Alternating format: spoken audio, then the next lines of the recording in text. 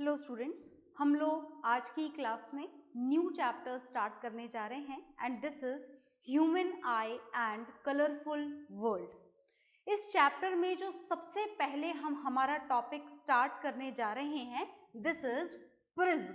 कौन सा टॉपिक हम स्टार्ट करने जा रहे हैं? प्रिज्म हम शुरू करने जा रहे हैं। अब ये प्रिज्म का मतलब आप समझते हैं क्या? सबसे पहला क्वेश्चन तो ये है कि क्या आप प्रिज्म का मतलब समझते हैं? सुनिएगा ध्यान से। देखिए, बात जब प्रिज्म की जाए तो प्रिज्म कैसा दिखता है ये मैं आपको समझाने की कोशिश करती हूँ। सबसे पहली बात तो प्रिज्म कैसा ऑब्जेक्ट है? प्रिज्म एक 3 डायमेंशनल ऑब्जेक्ट है। Is it okay? And that is 3 dimensional object which is made with a transparent glass. कैसे ग्लास से बना हुआ होता है ये? ट्रांसपेरेंट ग्लास से बना हुआ होता है। Is it okay? अब सुनिएगा ध्यान से, अगर आप इसके डिटेल स्टडी करना चाहें तो ये जो प्रिज्म है ये इस तरीके से 2 ट्राइंगुलर फेसेस से मिलकर के बना होता है। कैसे बना होता है? ये 2 ट्राइंगुलर फेसेस होती हैं इसके अंदर और 3 रेक्टेंगुलर फेसेस होती हैं। पर ऐसा प्रिज्म हम आज के बाद में नहीं बनाएंगे।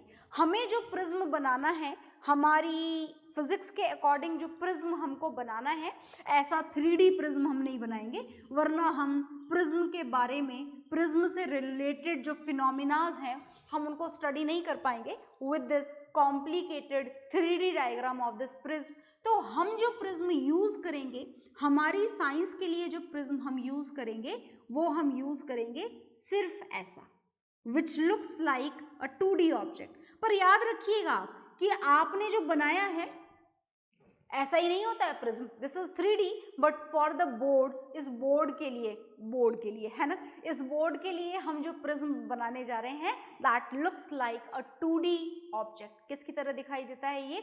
2D ऑब्जेक्ट की तरह। हम हमेशा इसे किसके थ्रू रिप्रेजेंट करेंगे? हम हमेशा इसे एक ट्राइंगल के थ्रू रिप्रेजेंट करेंगे। आ गई बात समझ में? तो ये जो प्रिज्म है, इस प्रिज्म के थ्रू हमको क्या करवाना है आज की क्लास में? हम पढ़ना चाहते हैं रिफ्रैक्शन। रिफ्रैक्शन तो हम खूब पढ़ चुके हैं, तो आज हम क्या पढ़ना चाहते हैं? वही सेम रिफ्रैक्शन पढ़ना चाहते हैं, but this time we are going to learn, we are going to study about this refraction of light, exactly same, but this is going to be done by a prism. तो हम यहाँ पर इस prism के through क्या करवाने वाले हैं? हम यहाँ पर प्रिज्म के थ्रू करवाने वाले हैं लाइट का रिफ्रैक्शन। क्या करवाने वाले हैं? लाइट का रिफ्रैक्शन करवाने वाले हैं। Is it okay? तो चलिए, लाइट रे का रिफ्रैक्शन हम इस प्रिज्म के थ्रू पढ़ने की कोशिश करते हैं। चलिए शुरू हो जाते हैं। देखिएगा ध्यान से, हम यहाँ पर लाइट रे का रिफ्रैक्शन करवाना चाहते हैं and as we know it very well that for the refraction of light what is needed? At least 2 medium which is of different optical density. आपको 2 मीडियम की जरूरत है मिनिमम, मैक्सिमम तो चाहे जितने ले लो। आपको मिनिमम कितने मीडियम की जरूरत है? आपको मिनिमम 2 मीडियम की जरूरत है। कौन से प्रोसेस के लिए? लाइट के रिफ्रैक्शन के लिए। और उन दोनों मीडियम्स की क्या अलग होनी चाहिए? उन दोनों मीडियम्स की अलग होनी चाहिए optical density. One should be optical rare medium and another should be optical denser medium. याद है ना आपको? क्या अलग होनी चाहिए उन मीडियम्स की? Optical density. और क्या अलग होना चाहिए उन मीडियम्स का? रिफ्रैक्टिव इंडेक्स भी अलग होना चाहिए। Is it okay? तो क्या हम यहाँ पर 2 मीडियम ले चुके हैं? बिल्कुल ले चुके हैं। सुनिएगा ध्यान से, ये है आपका first medium that is air. ये है आपका दूसरा medium which is made with the transparent glass with some different shape, not exactly a transparent glass slab, this is a prism. Is it okay? And another it is going to be out in the same medium that is air. So we are going to study about the refraction of light. The rules and regulations are same. As the light goes from rare to denser medium, it should bend towards the normal, and when the light ray is going to enter from denser to rare medium, then it should go away from the normal. So the rules and regulations are same. चलिए तो शुरू करते हैं।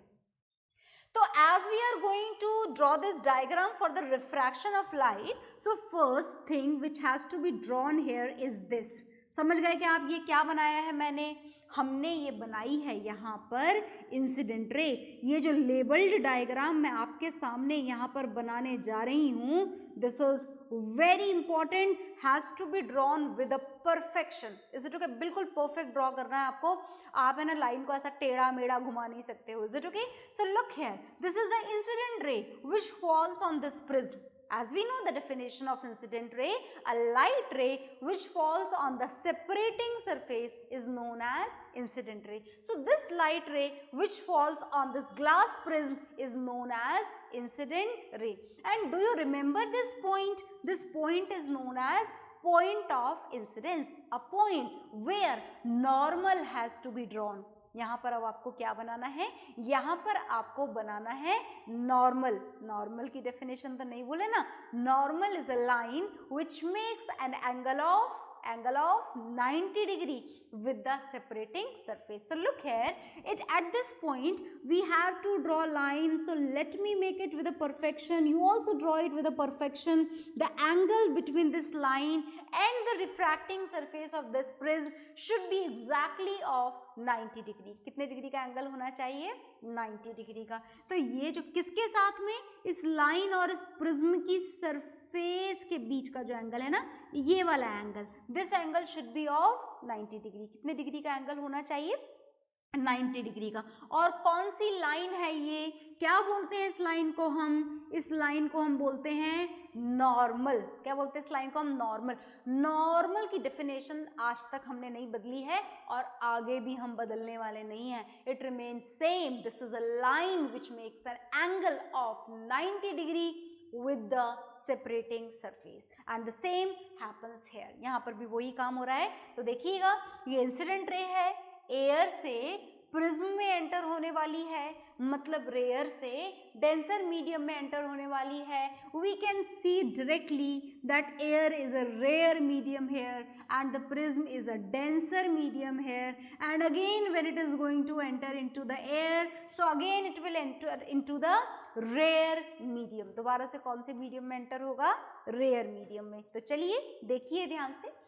अब देखिए जो light रे है, इसको हमने नाम दिया था इंसिडेंट रे। ये रेयर से डेंसर मीडियम में एंटर होने वाली है। तो ये डेंसर मीडियम में एंटर होगी तो क्या होगा? It should bend towards the normal. याद है ना आपको? मतलब ये ऐसे सीधे सीधे ओरिजिनल पाथ में नहीं जाएगी। क्या होगा? It will bend towards the normal. ये ऐसे सीधे जानी चाहिए थी पर नहीं गई। क्या हो गया लाइट रे का? Refraction. It bends. Where it bends? It bends towards the normal. ये रहा नॉर्मल। तो ऐसे जा रही थी और नॉर्मल की तरफ बेंड हो गई, ऐसे बेंड हो गई। पूरी बेंड थोड़ा हो जाएगी। It will bend slightly towards the normal. Is it okay? It will not move along the normal, it will bend towards the normal. तो ये देखो नॉर्मल की तरफ बेंड हो गई। अच्छा, ये हमने क्या बनाया यहाँ पर? ये पहचान गए आप इसको? This is the original path of incident ray in which it is going to enter into the prism. And do you remember this light ray? What name should be given to this light ray? This is the bended ray, the ray which is refracted. So this ray is known as refracted ray. क्या बोला जाता है इस रे को? इस रे को बोला जाता है रिफ्रैक्टेड रे। आ गई बात समझ में? एंगल्स याद है क्या आपको? याद है तो बढ़िया बात है। यहाँ पर हम लेबलिंग कर देते हैं एंगल की। This is incident ray and this is normal and this is the angle between incident ray and normal. So the angle between incident ray and normal is denoted by angle of incidence. ये कर दिया हमने denote. ये है refracted रे. This is the angle between refracted रे and normal. So this is angle of refraction. Now again this light ray is going to enter from glass to air, from prism to air. अब ये light रे कहाँ से कहाँ enter होने वाली है? दोबारा से प्रिज्म से एयर में. मतलब from denser medium to rare medium. So what should happen over there? That light ray should go away from the normal. Light ray कहाँ जाएगी? नॉर्मल से दूर जाएगी. तो पहले नॉर्मल तो ड्रॉ कर लें. चलिए पहले नॉर्मल ड्रॉ कर लेते हैं. This is the point of incidence in the second case of refraction, and at this point we have to draw a normal. So look here very carefully. ये हमने normal बना दिया है exactly at an angle of 90 degree. Is it okay? Now what should happen? क्या होना चाहिए? ये light ray है. When it enters from denser to rare medium, then it should go away from the normal. Light रे normal से दूर जाएगी. तो ये नॉर्मल से ऐसे ऐसे नहीं जाएगी. It should go away from the normal. Is it okay? And this light रे which is coming out into the air, हम इसका नाम पहले भी पढ़ चुके हैं लाइट चैप्टर में भी. This light ray is known as emergent ray. क्या नाम दिया जाता है इस लाइट रे को? इस लाइट रे को नाम दिया जाता है इमर्जेंट रे. Is it okay? So this is incident ray, the bended one is refracted ray, the ray which is coming out into the air back is known as emergent ray. Is it okay? If you want to draw this angle, the angle between normal and emergent ray, you can draw it as, जरूरत नहीं है, आप चाहें तो बना ले, इस angle की लेबलिंग की जरूरत नहीं है, but if you want to draw it then this is the angle which is known as angle of emergence. Actually angle हमें यहाँ पर है ना कोई और बनाना है विच इज मोर इम्पॉर्टेंट. तो सुनिएगा ध्यान से. देखिए हुआ क्या यहाँ पर, लाइट रे यूं एंटर हुई है ना, यहाँ से यूं एंटर हो रही थी, ऐसे जाने वाली थी. हुआ क्या, 2 बार बेंड हो गई. यूं एंटर हुई, ग्लास में एंटर होते ही ऐसे बेंड हो गई, बाहर निकलते ही और बेंड हो गई. तो ये आपकी लाइट रे है, देखते जाइएगा, ये आपकी लाइट रे है जो ऐसे सीधे एंटर होने वाली थी. घूमते घूमते घूमते घूमते ऐसे बाहर निकली in the form of this emergent ray. Is it okay? तो जैसे सुनना ध्यान से, बहुत ध्यान से सुनना. मैं ऐसे सीधे चल रही हूँ, बिल्कुल स्ट्रेट, देख पा रहे हैं ना आपको, आई होप दिख रहा होगा. और ऐसे सीधे चलते चलते मैं यूं मुड़ गई. Now I am moving in this direction. अब अगर मैं ऐसे चल रही हूं तो आप क्या बोलोगे, मैं कितने डिग्री के एंगल से घूम गई? चलते चलते 90 डिग्री एंगल से. ऐसा हुआ ना, जैसे मैं कैसे चल रही थी, इन दिस डायरेक्शन, ऐसे चलते चलते हम किधर घूम गए, इधर घूम गए. तो अगर मैं आपसे पूछूं कि what is the angle of deviation, तो हमारे मूवमेंट का जो एंगल ऑफ डिविएशन था, अपने पाथ से जो घूमने का एंगल था, वो कितना था, 90 डिग्री. तो आप अपने पाथ से कितना मूव कर गए, उस एंगल को क्या बोला जाता है? उस एंगल को बोला जाता है एंगल ऑफ डिविएशन. क्या बोला जाता है? Angle of deviation. Is it okay? So the same angle has to be drawn here also. पहले मैं उसे रफ कर देती हूँ, otherwise you will get confused कि आखिर ये क्या है. तो हम इसको यहाँ से हटा देते हैं और इसको भी हटा देते हैं. हमको समझ में आ चुका है कि ये एयर है और ये प्रिज्म है और ये एयर है, हमने सब कुछ हटा दिया. अब देखिएगा ध्यान से, अब हमें क्या जानना है यहाँ पर, ये लाइट रे ऐसे एंटर होने वाली थी, पहले थोड़ा घूमी यहाँ पर, फिर थोड़ा और घूमी और फाइनली ये एमर्जेंट रे बनकर बाहर निकली. तो ये जो एंगल है, देखना ध्यान से, ये वाला एंगल है ना, the angle between the original path of incident रे एंड दैट ऑफ एमर्जेंट रे. दिस एंगल, ये एंगल दिखाई दे रहा है ना सारे बच्चों को, ध्यान से, बिल्कुल ध्यान से देख लीजिएगा. This angle is known as angle of deviation. इस एंगल को क्या बोला जाता है? Angle of deviation. Angle of deviation का मतलब समझ में आ गया ना. ये लाइट रे यूं सीधे सीधे एंटर होने वाली थी और इतना घूम के बाहर निकली. So this angle is known as angle of deviation. अगर मैं आपसे बोलूं कि define this angle of deviation, अगर आपसे एंगल ऑफ डिविएशन की डेफिनेशन लिखने के लिए पूछ लिया जाए 1 नंबर में, या एमसीक्यू आ जाए, ऑब्जेक्टिव आ जाए, तो आप क्या सेलेक्ट करेंगे? लुक हियर, देखिएगा ध्यान से, angle of deviation is defined as the angle between the original path of incident ray, between the original path of incident ray and that of emergent ray. Is it okay? That of emergent ray. This is the definition of angle of deviation. The angle between original path of incident ray and that of emergent ray. This angle is known as angle of deviation. So draw this diagram very carefully. Is it okay? इसमें बदलाव नहीं होना चाहिए, ऐसा ना हो कि आप नॉर्मल को रिफ्रैक्टेड रे बना दो, रिफ्रैक्टेड को नॉर्मल बना दो. So draw it very carefully, बिल्कुल आराम से पॉज करना, ड्रॉ करना, मैच करना, और जब परफेक्टली मैच हो जाए then we will start the video again. Okay,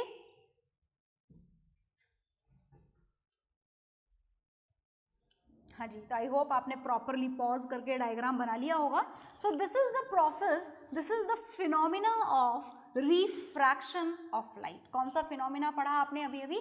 आपने फिनोमिना पढ़ा, रिफ्रैक्शन पढ़ा. रिफ्रैक्शन तो हम बहुत टाइम पहले ही पढ़ चुके हैं, but this time we did this refraction with the help of a 3D object and that is a prism. हमने प्रिज्म के थ्रू रिफ्रैक्शन पढ़ा, और अब हम एक बहुत बढ़िया और नया फिनोमिना पढ़ने जा रहे हैं, again with the same object, that is with the help of a prism. दोबारा से हम प्रिज्म पढ़ने जा रहे हैं, तो चलिए दोबारा से हम प्रिज्म पढ़ते हैं.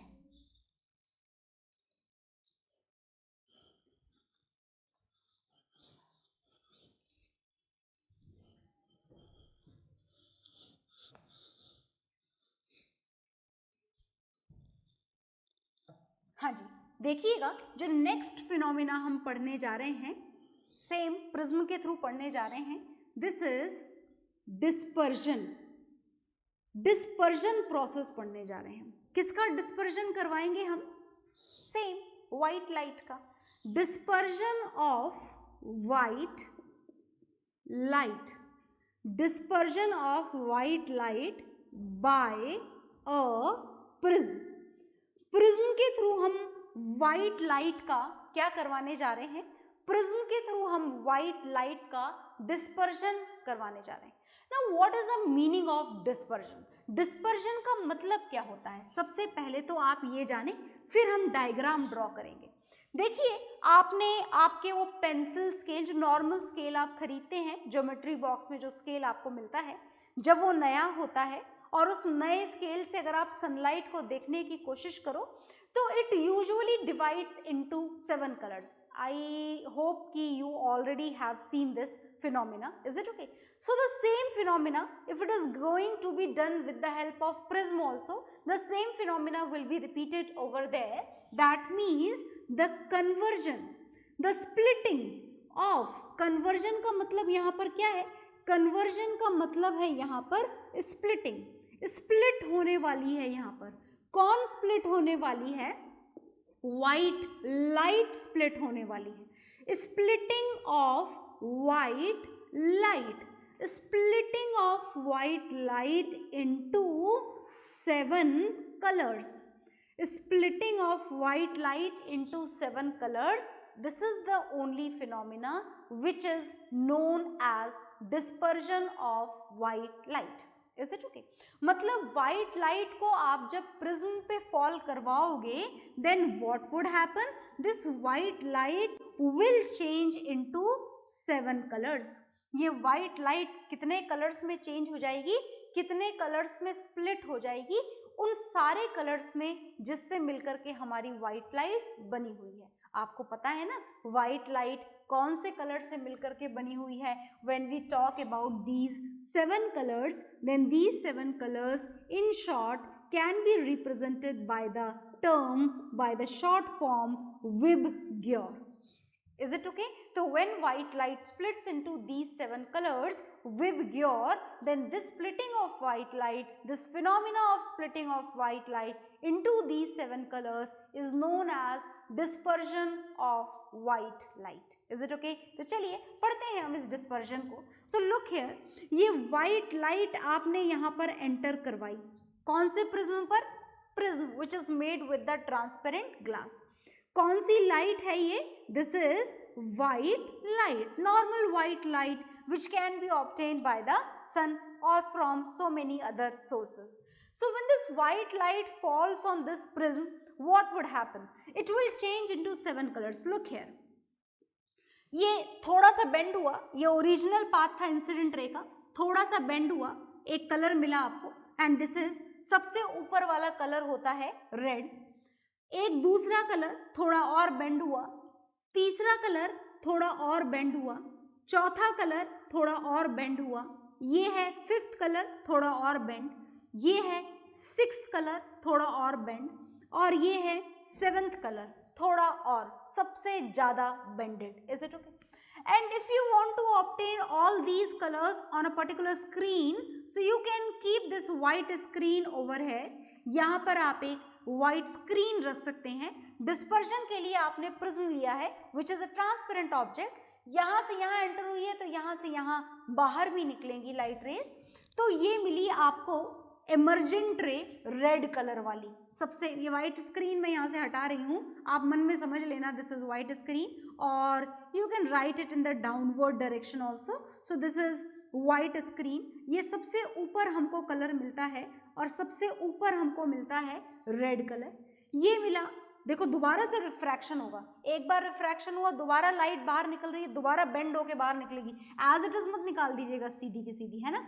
This is third colour, this is fourth colour, this is fifth, this is sixth and this is seventh. तो सबसे नीचे जो कलर आपको मिलता है this is violet colour, then I for indigo colour, then B for blue color, then G for green color, then Y for yellow color, and then O for orange color, and the last is red color. तो इस तरीके से white light जब prism में fall होती है तो ये 7 कलर आपको मिल जाते हैं, और ये 7 कलर्स का बैंड आपको व्हाइट स्क्रीन पे भी मिल जाता है. And this band of 7 colour, ये जो सातों कलर आपको एक साथ मिले हैं, बैंड ऑफ 7 कलर जो आपको मिला है, this band of 7 colour in physics this is known as spectrum of white light. ये आपको क्या मिला है? This band of 7 colour which is obtained on the white screen, this is known as spectrum, spectrum of white light. अब इस dispersion वाले phenomena को अगर आप ध्यान से देखें तो ये आपकी ओरिजिनल पाथ था इंसिडेंट रे का, है ना. This is the original path of incident रे, original incident ray. Is it okay? तो अगर आप ओरिजिनल इंसिडेंट रे से रेड कलर को कंपेयर करें तो ये रेड कलर का डिविएशन है. रेड कलर इतना मुड़ा और यहाँ मिल गया. ये ऑरेंज कलर का डिविएशन है, थोड़ा और मुड़ गया, थोड़ा और बेंड हो गया. कौन सा कलर? ऑरेंज.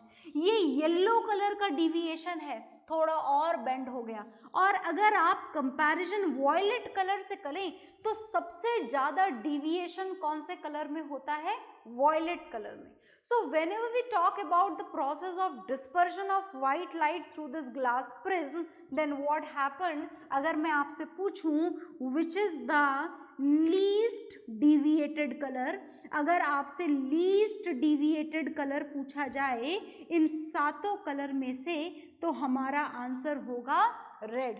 अगर आपसे पूछा जाए मैक्सिमम डिविएटेड कलर या मोस्ट डिविएटेड कलर अगर आपसे पूछा जाए, then the answer of most deviated colour is violet.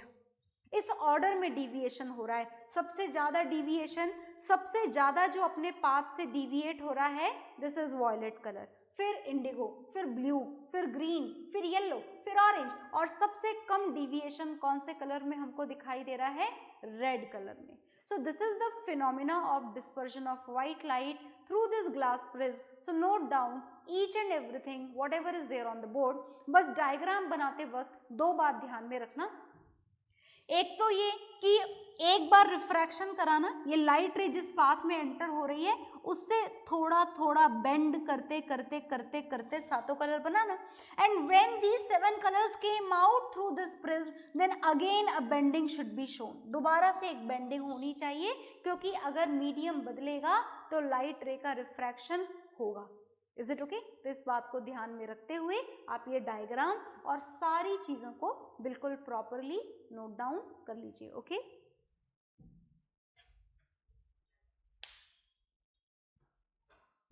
हाँ जी, तो आपने ये नोट डाउन कर लिया होगा.